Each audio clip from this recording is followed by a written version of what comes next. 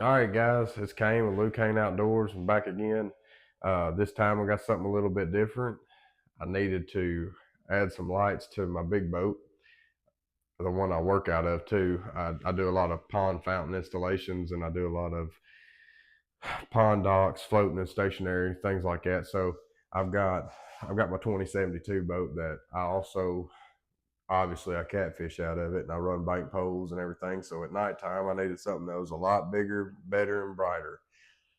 And I got that. I picked it up today, thanks to Jeffrey Daniels over at Backwater Customs. If you don't know them, look them up. They're over in Ripley, Tennessee, and they do great work. They're another boat shop, which I'm a boat shop too. So, uh, like I said, I'm one of those that I support you if you even if you're in the same thing I'm in. But uh, they do a lot more than I do. I do mainly custom camo and installations. I don't necessarily focus on the fabrication side of things, but they do focus on the fabrication. Anyway, they are they're a SeeLite dealer, and I've been wanting an extremely bright light bar housing. Uh, so I reached out to him and I was like, "Hey man, do you wouldn't happen to have a SeeLite Hole Boss 2.0?" And he said, "Dude, I've got one left." And he put it back for me. He met me in Jackson today, and I got it picked up, and we're fixing to unbox it here. And then I'm going to try to pick up the boat this evening, bring it back, and I think we're going to yank the old light bar housing off. And then we're going to end up mounting this one on tonight. And then that way I can kind of give y'all a visual of, how bright this thing actually is.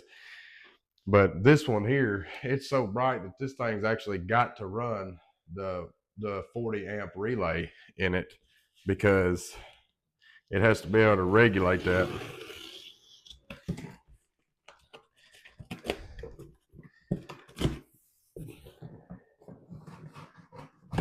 Regulate the voltage and everything to the light. But it puts out a lot of light. Well, I guess I opened the box up upside down. Look at there. We got all this styrofoam popcorn. They packaged it up nice, wrapped it in bubble wrap. Oh, it's heavy. Man, just look at that. That is a very sharp light bar housing. Just check that out. Of course, you got your two big spots right here in the front, and these are adjustable on their own too. You can actually adjust inside right here on all of them. So, which I'm assuming that's just going to give you your tilt. It's not going to give you any side to side, but it has built-in navigation lights. So, got your red and your green up here. But and then these are your floodlights on the side, so they kind of give you that wider pattern when you're coming down the river, and they'll shine more to at an angle instead of straight ahead. But I'm super excited to get this thing put on. I'm pretty sure, I want to say that these have a lighted interior. Yeah, they do. There's actually, you might not be able to see it on the camera. Oh, right back in there. So that's actually an LED strip, and it'll make this SL and C light up, which is pretty cool. It definitely works. I've installed some on a few other boats for other customers, but of course I'm not a dealer for them, so I just do the installs. But let's see if there's anything else in this box. Well, I got me some wiring caps, which I make all my own. And there's my relay. There's a mountain tab for it. But that's pretty much it.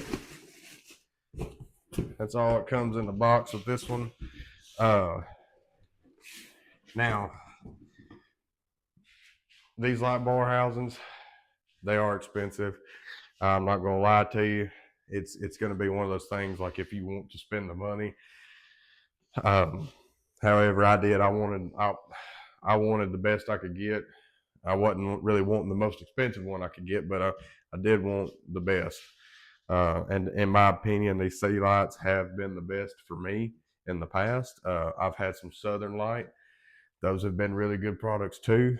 But this SeeLite here, I think it's going to be a game changer as far as what I do, as far as, you know, being able to have a work light off the front and also have a light for when I'm running bank poles and I'm catfishing. Since I do all this out of one boat, it's just, I try to make it as universal as possible.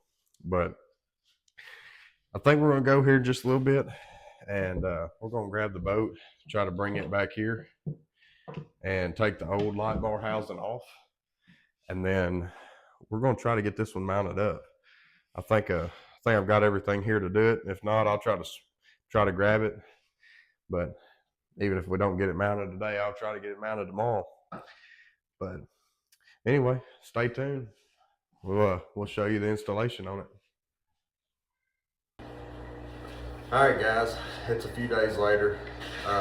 Schedule between work and home just hasn't lined up enough for me to be able to get everything done with the SeeLite, and I just went and picked up the boat and got it back here. It's back in the garage, and I've got the light already pre-wired up as far as how I've got them linked together. I ended up running into some issues. The harness that I bought the other day didn't work, and the relay doesn't work with it. It's got 14 gauge wire on it, and I need a minimum of 10. That's what these lights require, which they're drawing 33.3 amps. So now I did split them. I've got the spotlights separate than my floodlights, and so I've got those separated on 2 different switches along with the navs on a 3rd switch, but they still say that the spots require a 10 gauge wire, so I got them pre-wired up. I had to take the wiring off and put this wiring on. But other than that, it's ready to get set up there. I've got it mocked up on the front. I've got it marked where I'm going to drill it. And today, just to kind of get it temporaried up and get it ready to basically be operable, then I'm just going to run these stainless self-tappers in it. I can always come back and add the rib nuts later. It's not a big deal. But got my screws here, got my unibits there, my drill. We'll try to get it all situated, but I'm still going to end up having to buy another relay and a relay socket, specifically a relay socket that is for 10 gauge wire. But anyway, we'll move you on over here to the boat. We'll try to get this thing set up, and then we're gonna actually run some 10 gauge wire. We'll move you on over here.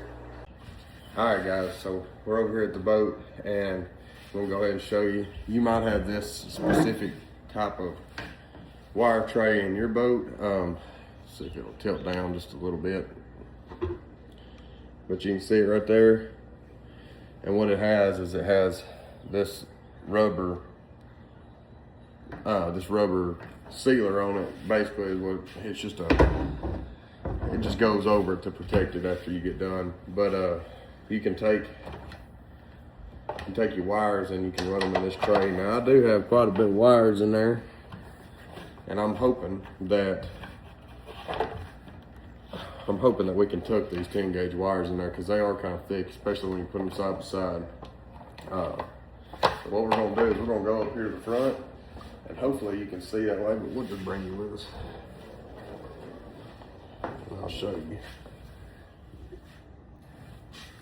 Right. Here's what we're going to do. We're going to try to shove these in here.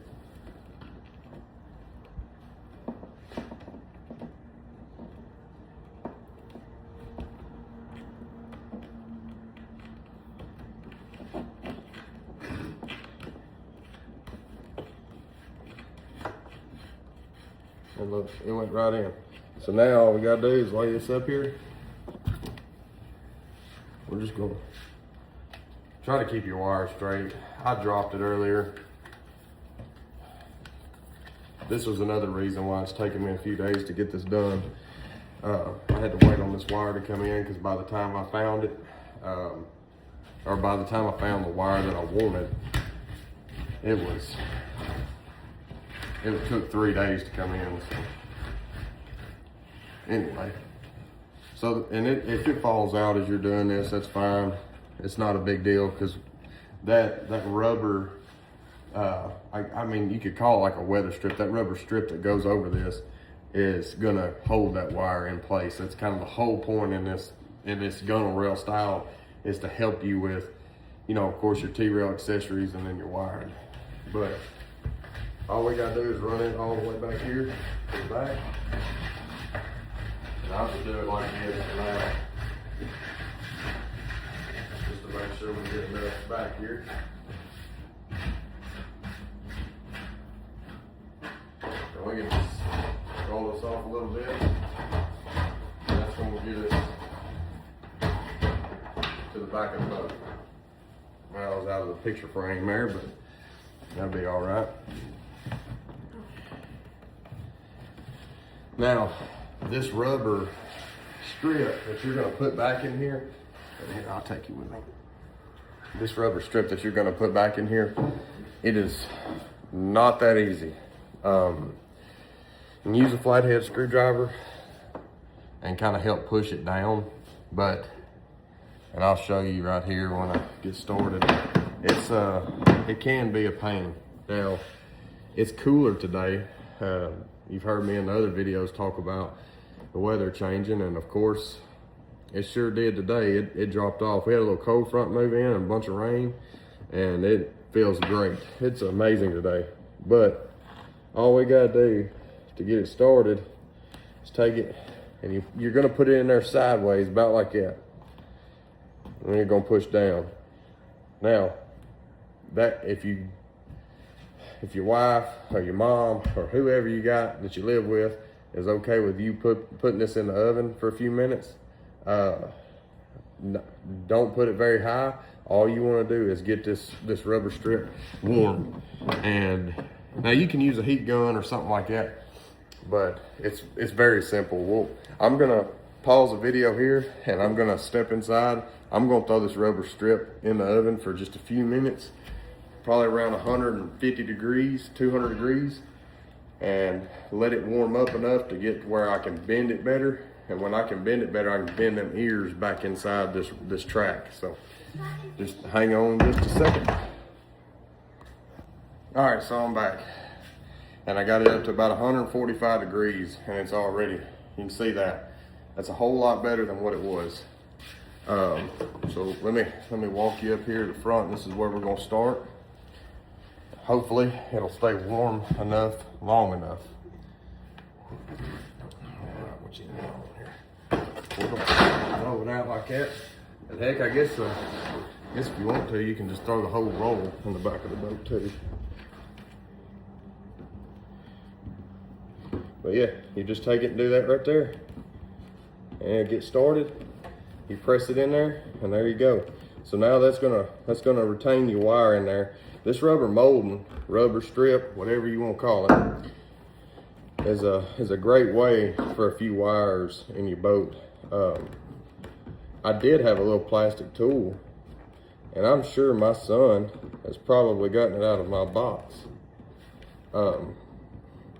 Probably digging in the dirt with it or something and left it laying on the ground.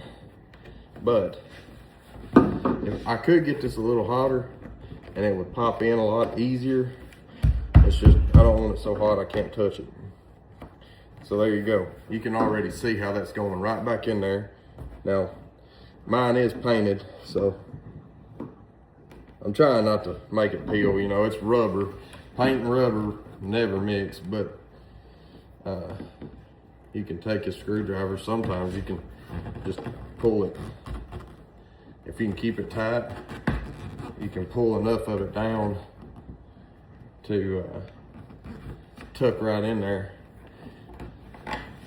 That's kind of why I like that plastic tool, because it doesn't maul up my boat and up my wiring and chip my paint and all that. But you just gotta be careful when you use a screwdriver. Now, this is gonna take me a little bit. So what I'm gonna do is when I get to the back, I'll bring you back on camera and then I'll show you just kind of the finished product of this, and then we'll go ahead and roll out enough wire down in the back and cut it off so we have enough to attach to our relay, run to our battery, our switches, and do all that good stuff. So, and I'll show you when I pull it out. I've got to actually drill a new hole up here in the front because they decided to put this WJR Warden light bar housing on, and it's a lot wider. So the hole that they dropped into the hole with all the wiring is a lot further over. I'm gonna have to cover it up, but I think I'm gonna actually just pop in a nav light base in there. I think that'd be fine. Just that way I can cover it up, and it'll that hole won't be useless, in other words, and I won't have to patch it. Anyway, hang on just a second. Well, I finally got it back here to the back of the boat. I got all the rubber strip on, rubber molding, sealer, whatever you want to call it. Got it all put back together. It took me a little bit longer just because about halfway down the boat, it starts getting cold. And it makes it a lot harder to bend that stuff as it cools down. Anyway, we're back here at the corner where you can kind of see right here. This is where I've got it stopped. And since everything is gonna, these two wires are gonna go straight to the relay. All it needs is about 2-3 foot of wire, and I'm gonna cut 3 foot just to make sure we got enough. We get 3 foot in there, and we got enough to go to the relay. We got enough to go to the battery if we want to go straight to the battery with the ground. But anyway, all we gotta do is tuck it down in there, and there's actually another little spot down in here where we're gonna pop it through the top of this pod, and everything will be right down inside of this hatch. And I'll pop you off right here. Hang on.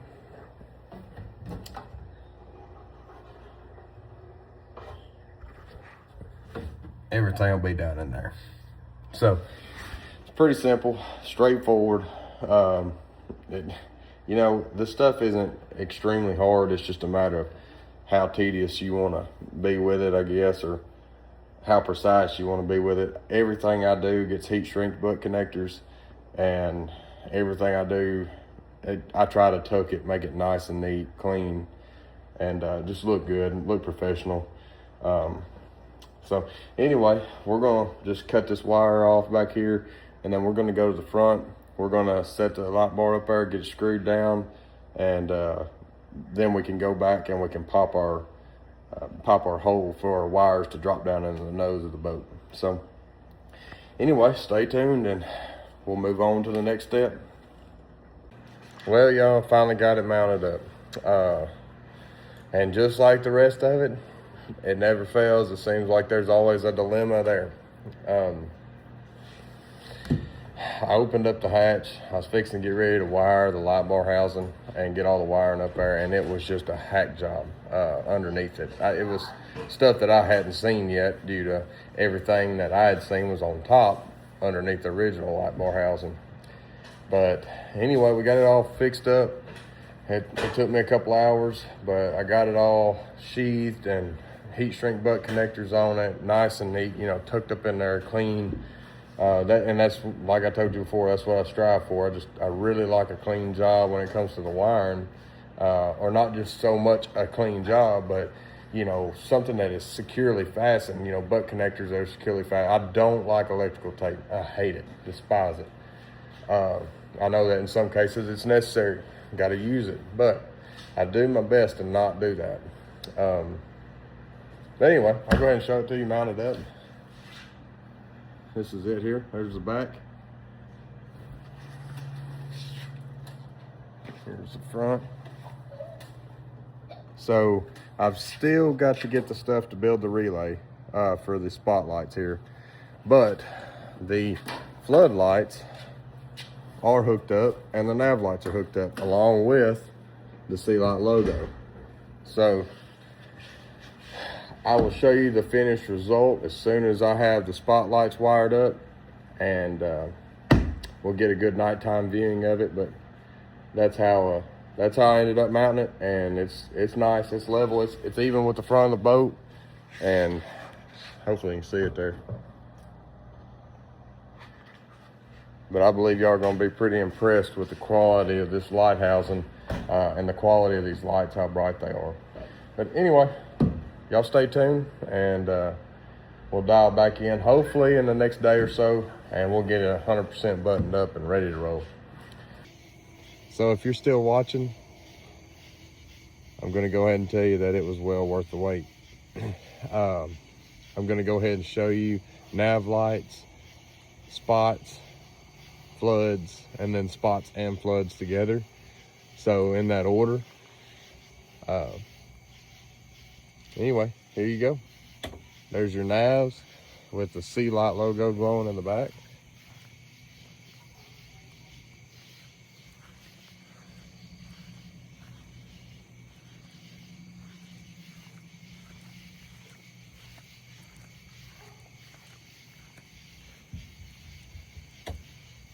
Now this is your spotlights on the front.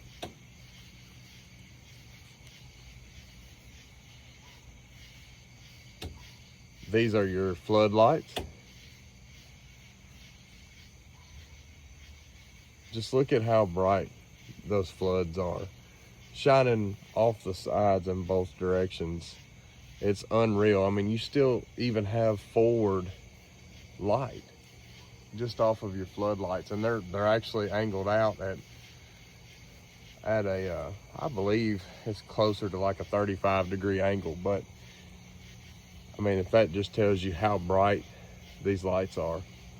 Now I'm going to turn on the flood, or the spots with the floods. So if this tells y'all exactly how much light this thing is putting out, and this battery is not actually fully charged. I didn't have time to fully charge it, but I wanted to give you a good demonstration of the quality of light that you're going to get off of this light bar housing.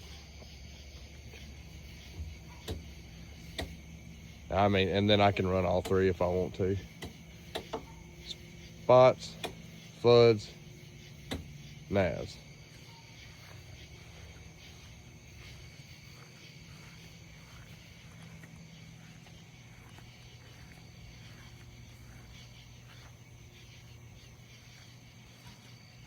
It is extremely bright, guys. I will go ahead and tell you, it is worth the money. So if y'all are still watching and you're looking for a light bar housing for your boat, you want something that you can see, you know, a good long distance and a wide distance as well, then don't be afraid to look at the SeeLite Hole Boss 2.0. This unit is an absolute beast. So anyways, I appreciate y'all watching, and I will see y'all in the next video.